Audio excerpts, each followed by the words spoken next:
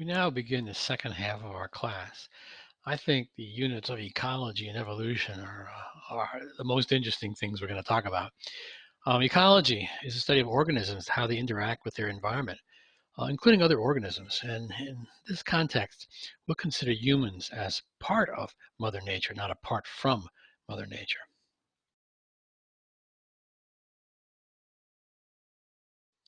And you might ask, isn't that what we've been studying all along? Photosynthesis, water uptake, and all that. And yeah, to be sure, we've looked at the relationship between the plant and its environment. The difference now is in perspective. We're going to take a big picture view and try to put some of these things we've learned together to understand how ecosystems work and how we can manage agricultural ecosystems like our gardens.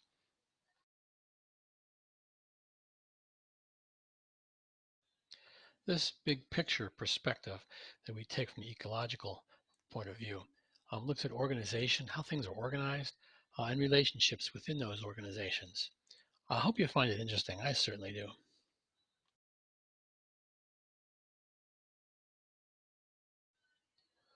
The word ecology comes from the Greek word oikos, which is the scientific study of systems of living organisms and the interactions among organisms and between the organism and the environment. We're going to look at living and non-living systems. We'll look at levels of complexity and the relationships of species to the non-living world and species to each other.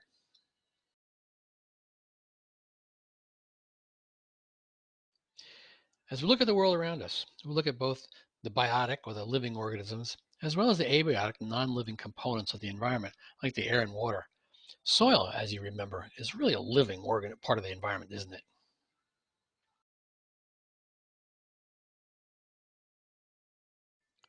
Let's begin by looking at levels of complexity or levels of organization within the environment. The biosphere is the whole Earth, the largest ecosystem we know. Within the biosphere, there are a lot of subsystems or ecosystems. Within the ecosystems, we find communities of beings, and within these, populations of individuals. We're going to take a closer look at that now.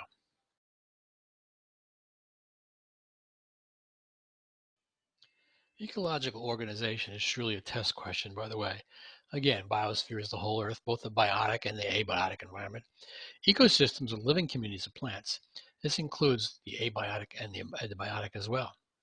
A community is two or more populations of plants and animals, but not including the abiotic. And a population is a group of individuals of the same species, such as a group of zebras in the same geographical area. These levels of complexity are important to our understanding of how ecosystems function.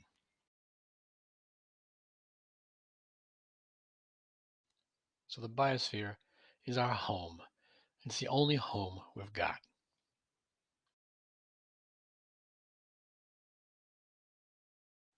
Within the biosphere, there are many ecosystems.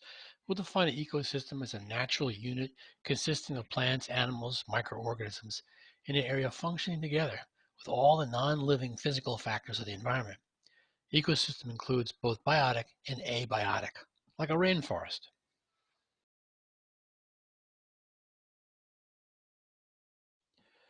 A community, an ecological community, refers to the interactions among organisms living within a specific habitat, a specific area, but excludes the abiotic components of the environment.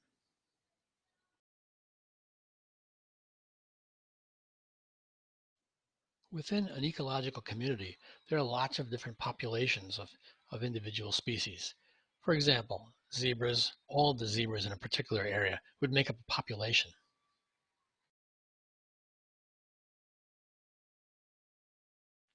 And within a population, of course, you can have individual organisms, like an elephant.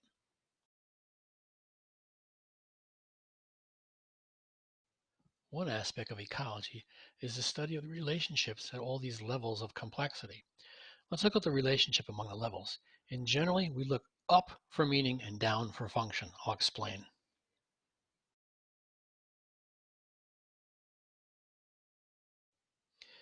Each of these levels of complexity are whole systems. They exist within a larger system and smaller systems exist within them. This is called a holarchy. For example, an ecosystem exists within a biosphere, and a community exists within an ecosystem, and a population exists within a community, and of course we have individuals within the population. These levels of complexity are important to our understanding of ecology.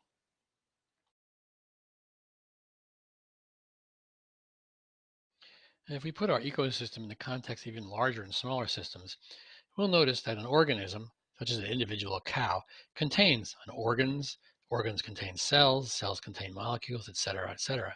And an organism, such as an individual cow, is part of a population, a herd, part of an ecosystem, part of the planet, galaxy, and universe. This understanding of holarchy is different than our understanding of hierarchy.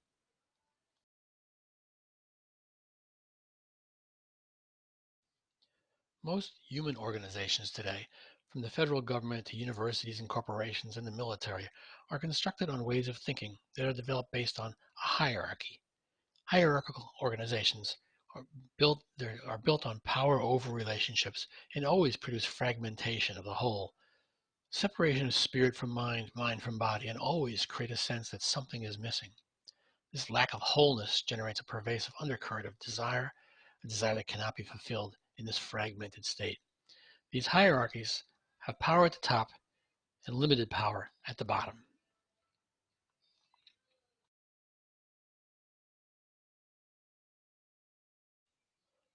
Unlike these human constructs, the systems of ecosystems are nested groupings of organizational complexity, with each level representing a network of relationships. Each level is called a holon, and the whole system itself is called a holarchy. Within each holon, there are more subsystems, such as for within a population, a subsystem would be an individual organism. Within a biosphere, a subsystem would be the ecosystem.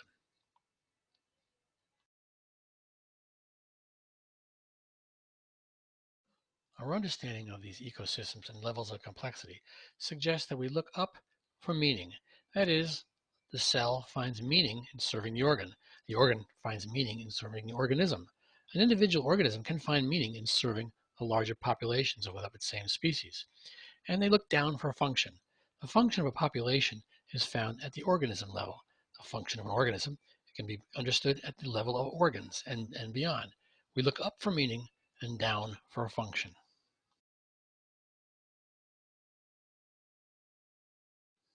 So we study ecology not only to learn how to garden, but to learn how to live. Ecological systems have evolved over the past 15 billion years since the Big Bang and seem to have worked out a way of being that might last. One of the basic principles of ecology is everything is someone else's food, or everything recycles.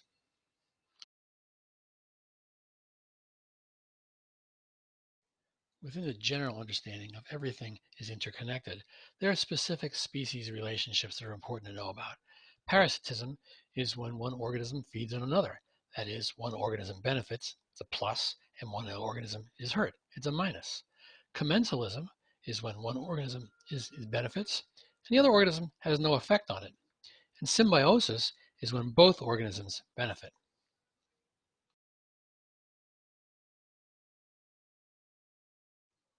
Another way to look at these relationships within an ecosystem is to see who's eating whom.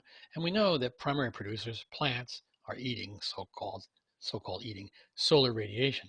Certainly primary consumers, herbivores, are eating plants. Secondary consumers like carnivores are eating herbivores and other things. And decomposers eat everything. It all begins with the autotrophs. Autotroph is Greek for self-producing, and plants are the only thing that are self-producing in this system.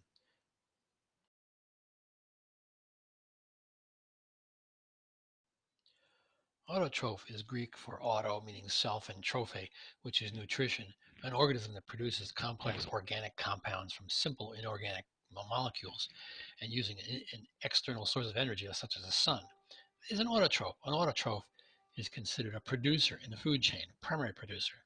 A heterotroph, then hetero meaning other, and trophy meaning nutrition, getting its nutrition from something else, is an organism that requires organic substrates to get its carbon for growth and development. A heterotroph is known as a consumer in the food chain.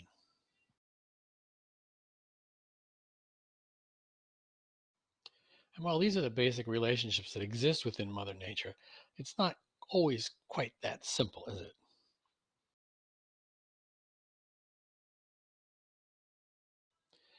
And no matter how complex the ecosystem is, What we need to remember is, it all begins with plants or autotrophs, the only thing that actually can capture solar energy and make complex sugars.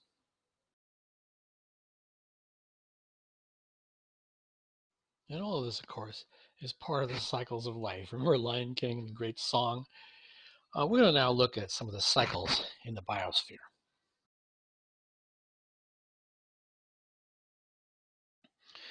So here's the same system presented as a cycle, which is how it actually works. Let's take a look at the autotrophs. This is where the plants capturing solar energy. This is where it all begins. Primary consumers, like our rabbit or herbivore, eating the autotrophs, eating the plants. Secondary um, consumer or carnivore, eating the rabbit perhaps. And they all become detritus, with the detritivores that decompose them. Decomposition, of course, results in the release of carbon dioxide to the atmosphere, as does burning of wood result in release of carbon dioxide to the atmosphere. And this is a system that you'll probably see on the exam. You got to know this one.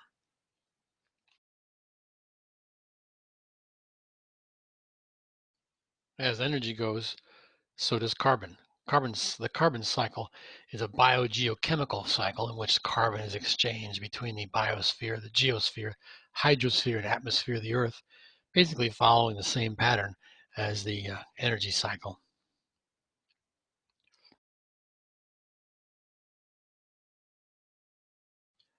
The Earth's water cycle is always in motion.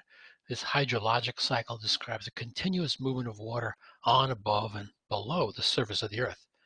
Since the water cycle is truly a cycle, there's no beginning and end. Water can change states among liquid, vapor, and ice at various places in the water cycle, with these processes happening in the blink of an eye or over millions of years. The balance of water on Earth remains fairly constant over time. Individual water molecules can come and go in a hurry or stay in one place for a long time. This is another one you should probably know for the exam.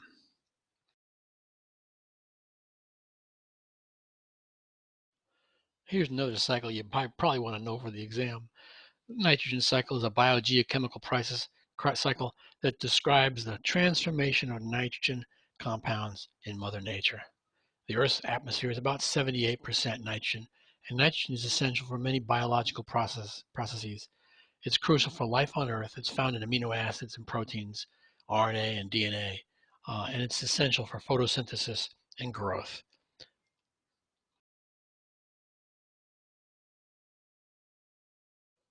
Of course, all of these cycles are functioning at the level of the biosphere, the whole planet, as well as at the level of your individual gardens. Let's look at sustainable gardens now as managed ecosystems.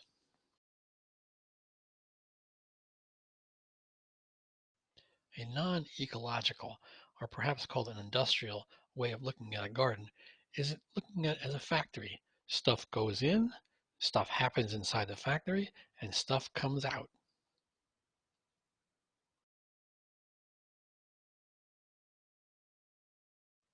In this industrial model of the garden, fertilizer, sunshine, pesticides, and seeds might be among the stuff that goes in.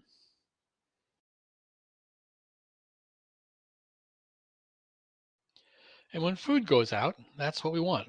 But of course, other things often leak out of a garden. Things like fertilizer can get into the groundwater, and pesticides can get onto your food.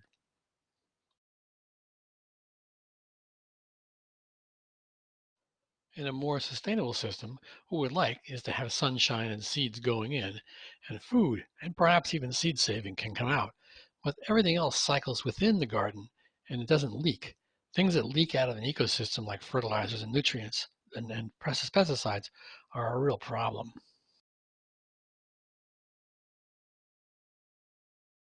So to make a system more sustainable, we need to be looking at cycles. In cyclic systems, nutrients cycle within the system. So some can be replaced from outside sources, but not much is needed. In cyclic systems, predators eat pests. This isn't ideal, of course. It's not yet achieved in practice, but we can move towards a more sustainable garden in which bugs are eating bugs, not pesticides killing bugs.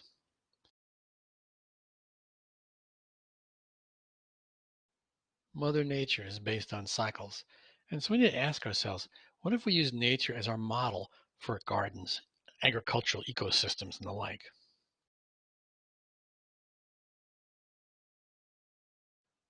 Perhaps if we use nature as a model, we'd have more sustainable gardens, like this permaculture garden.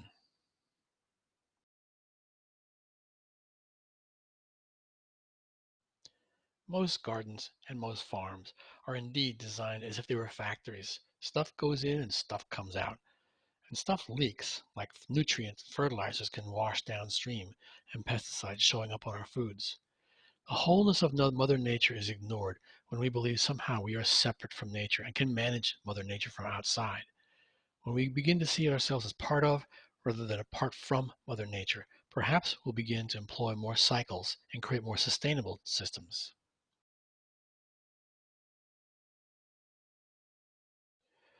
When we see ourselves as apart from Mother Nature and design our human systems as if they're hierarchies rather than whole holarchies as in Mother Nature, we end up with fragmented thinking, competing objectives, economic interests taking priority at the expense of people and the environment. The wholeness of Mother Nature is ignored at our peril.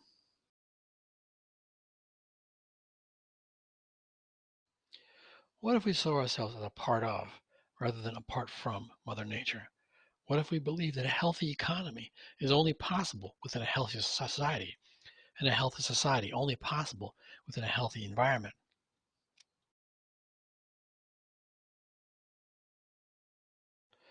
Rather than a primary human focus on building the economy and making money, what if we began to understand the relationship between the economy, society, and environment as holons within larger systems?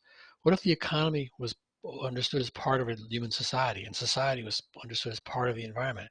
What if we used the principle, the ecological principle, of looking up for purpose to the environment and down for function to the economy? Perhaps then we'd understand that the economy is a tool to be used, not a primary focus for all of our activities.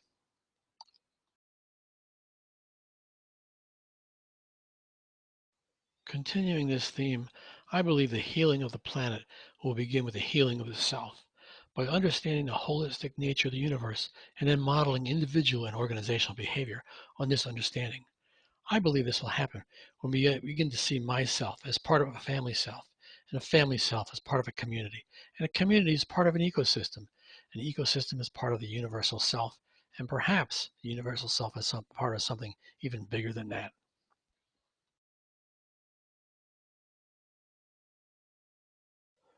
What if we saw ourselves and everything we did as part of a larger context, as part of the 15 billion years of evolution of the universe and how it's played out on this planet?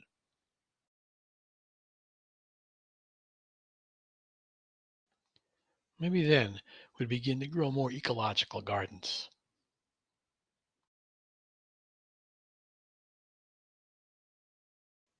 Well, this is a big assignment. And you have to wonder if from time to time, can any one person really make a difference? This will be the question we'll ask and answer in the ecology and you and me in the last session of this unit of the class.